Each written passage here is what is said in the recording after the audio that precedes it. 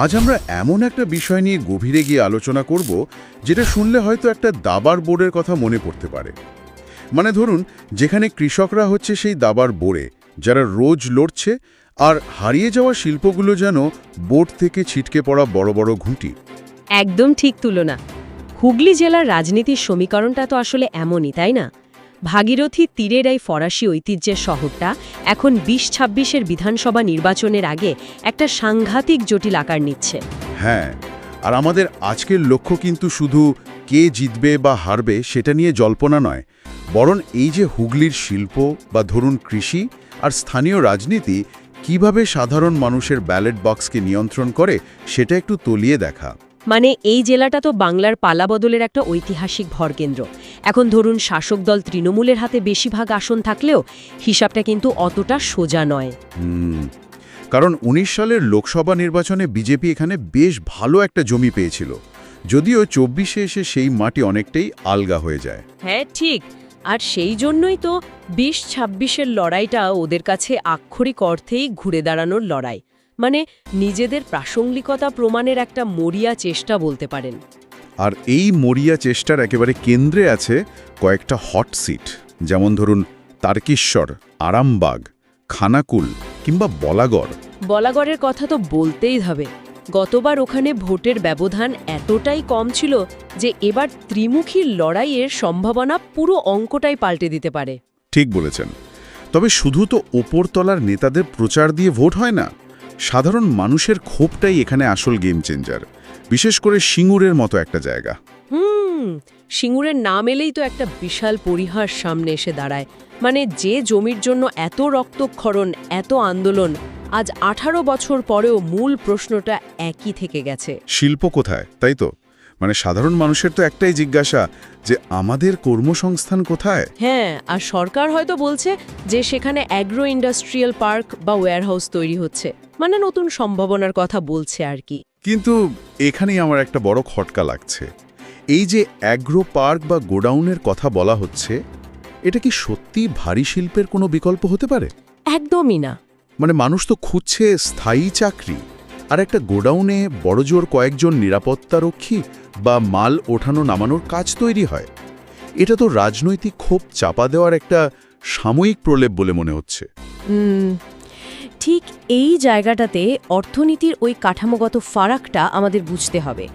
ভারী শিল্প বা ম্যানুফ্যাকচারিং হাব তৈরি হলে কিন্তু শুধু কারখানার ভেতরে কাজ হয় না, চারপাশে একটা বিশাল ইকোসিস্টেম তৈরি হয়, তাই না?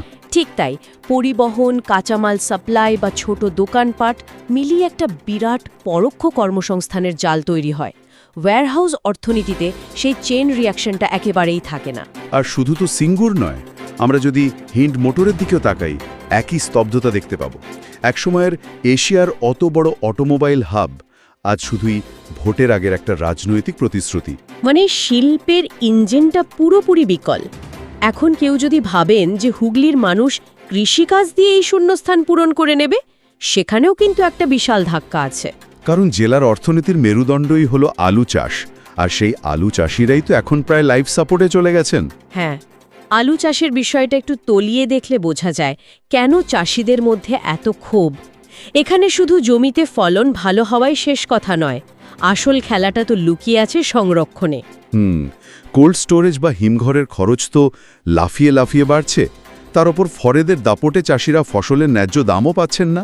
আর এদিকে সারের দাম থেকে শুরু করে বিদ্যুৎ, সব কিছুর খরচ আকাশ ছোঁয়া।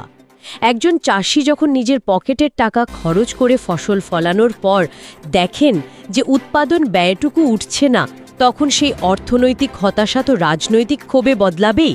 আর এই অর্থনৈতিক টানাপোড়েন থেকে আরেকটা বড় সমস্যা শুরু হয়, মানে রাজনৈতিক দলগুলোর ভেতরের কোন্দল। একদম। যখন একটা জেলায় সম্পদের পরিমাণ কমতে থাকে, কর্মসংস্থান নেই, কৃষিতে লাভ নেই, তখন ক্ষমতার ছাতার তলায় থাকা ওই সুযোগ সুবিধার ভাগাভাগি নিয়ে মারামারি তো বাড়বেই। আমরা তো দেখছি শাসক দলের ভেতরেই টিকিট বন্টন নিয়ে বা গোষ্ঠীদ্বন্দ্ব চরম আকার নিচ্ছে, যেন একটা ছোট্ট পায়ের ভাগ নিয়ে নিজেদের মধ্যেই মরিয়া লড়াই চলছে। এই রাজনৈতিক অস্থিরতা আর অর্থনৈতিক ক্ষোভের ককটেলটা কিন্তু একটা বিশেষ শক্তিকে আরও নির্ণায়ক করে তুলছে, সেটা হলো সংখ্যালঘু ভোট। মানে ফুরফুরা শরীফের পীরজাদাদের অবস্থানের কথা বলছেন? হ্যাঁ, হুগলির ক্ষেত্রে ফুরফুরা শরীফের অবস্থান দাবার বোর্ডের সবচেয়ে শক্তিশালী ঘুঁটির মতো, মানে ওই মন্ত্রীর মতো কাজ করে। রাইট। যখন সংখ্যাগরিষ্ঠ ভোট কৃষি আর শিল্পের বঞ্চনা নিয়ে নানা ফ্রন্টে বিভক্ত হয়ে পড়ে, তখন এই সংখ্যালঘু ভোট ব্যাংক পুরো নির্বাচনের ফল পাল্টে দিতে পারে। ঠিক তাই। একদিকে কর্মহীন সাবেক কারখানা শ্রমিক, অন্যদিকে দেনায় ডোবা আলু চাষি, আর এর মাঝে গোষ্ঠীদ্বন্দ্বে দীর্ণ রাজনৈতিক দলগুলো যারা এই ভোটের আশায় বসে আছে। আর তার মানে হুগলির এই লড়াইটা শুধু কয়েকটা আসন জেতার লড়াই নয়, এটা দীর্ঘদিনের জমে থাকা অর্থনৈতিক বঞ্চনার একটা চূড়ান্ত রাজনৈতিক বিস্ফোরণ হতে চলেছে। আর এই জায়গা থেকেই একটা গভীর প্রশ্ন উঠে আসে, যা নিয়ে বোধহয় আমাদের নতুন করে ভাবার সময় এসছে। যদি একটা ঐতিহ্যবাহী জেলায় দশকের পর দশক ধরে শিল্পের চাকা বসে যায় এবং কৃষিক্ষেত্রেও ধুঁকতে থাকে, তাহলে কি শুধু 5 বছর অন্তর ভোট দিয়ে সরকার বা বিধায়ক বদলালেই এই একেবারে শিকড়ে থাকা সমস্যার সমাধান হবে? ঠিক এটাই পয়েন্ট। দাবার বোর্ডে শুধু রাজা বা মন্ত্রী বদলালে কি খেলায় জেতা যায়, যদি বোর্ডের নিয়মটাই গোড়া থেকে ত্রুটিপূর্ণ হয়? নাকি আমাদের পুরো রাজনৈতিক ও অর্থনৈতিক কাঠামোরই একটা আমূল পরিবর্তনের প্রয়োজন? সেটা নিয়ে আসলে ভাবতে হবে।